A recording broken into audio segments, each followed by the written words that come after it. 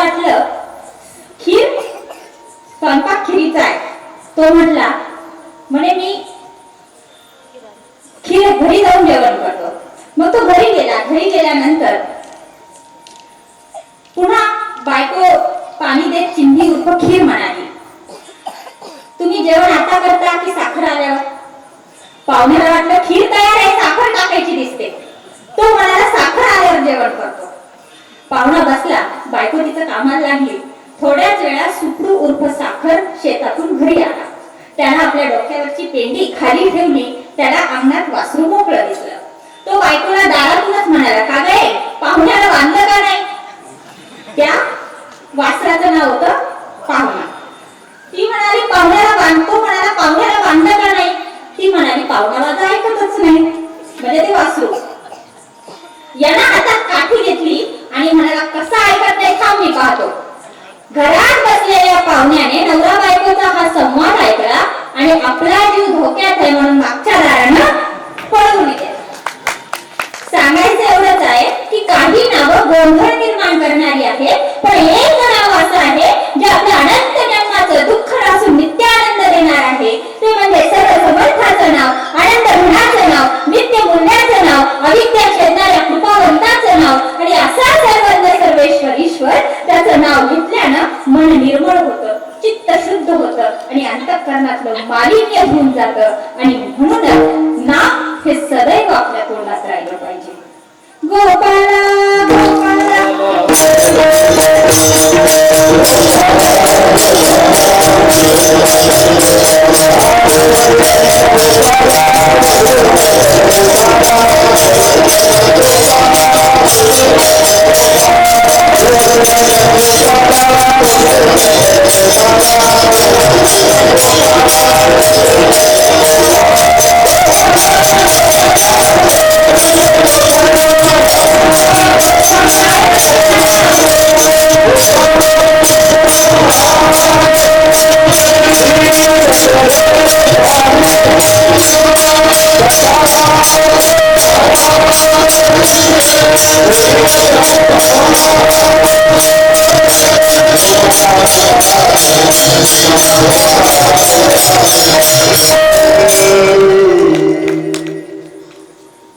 मग भगवंताचं नावही आपण घेतलं. पण नुसतं नाव घेऊन चालेल का? नाही चालणार. त्यासाठी आपल्याला काही आचारही करावा लागेल. जर आपलं मन खरं संसारामध्ये गुंतलेलं असेल, मोह मायेत गुंतलेलं असेल, तर आपण नाव घेऊ शकणार नाही. म्हणून अभंगाच्या तिसऱ्या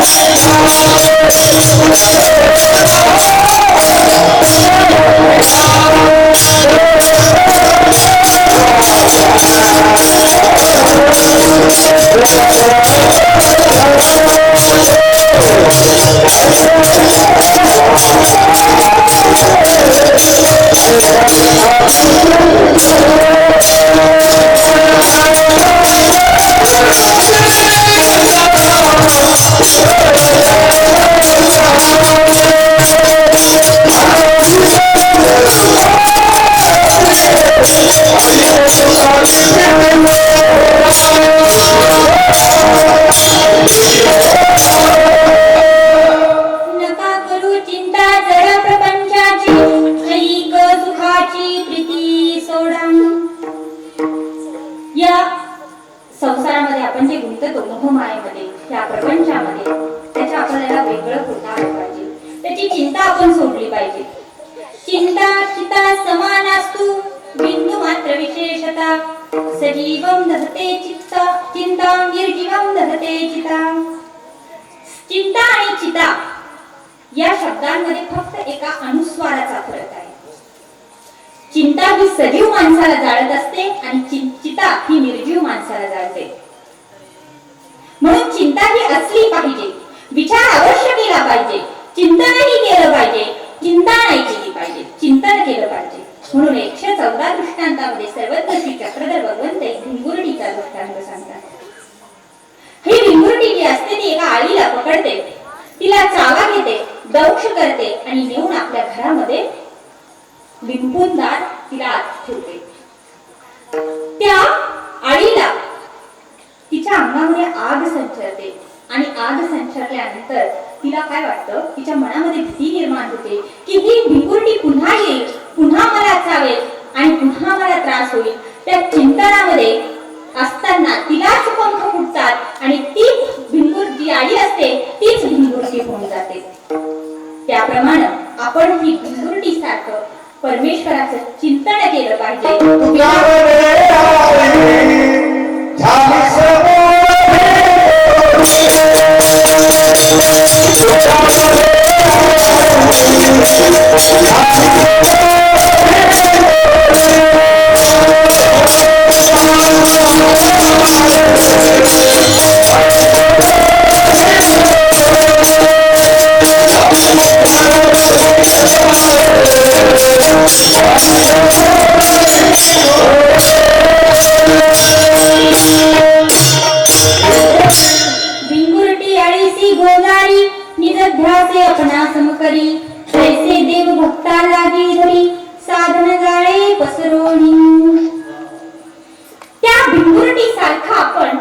परमेश्वराचं चिंतन केलं पाहिजे.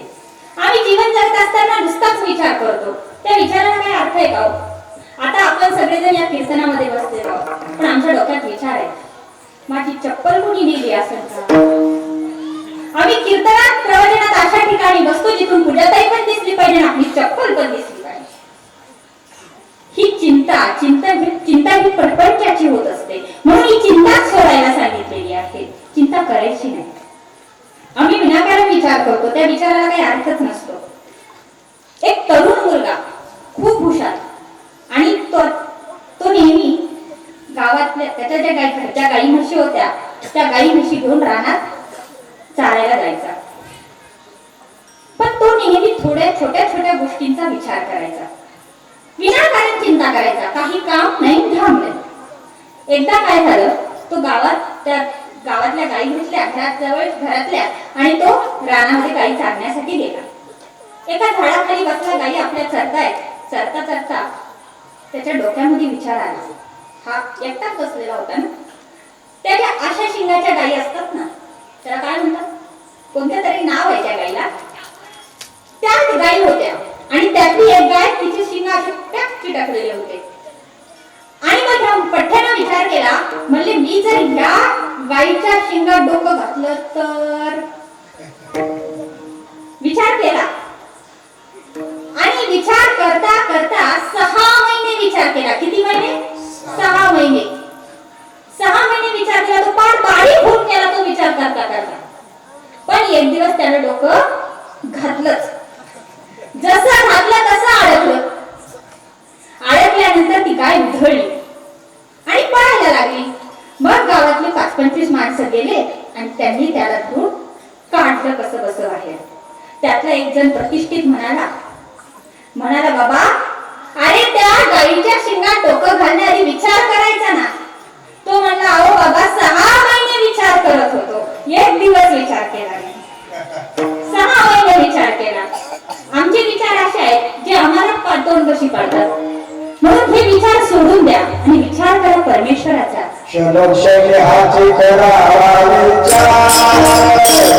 विचार Thank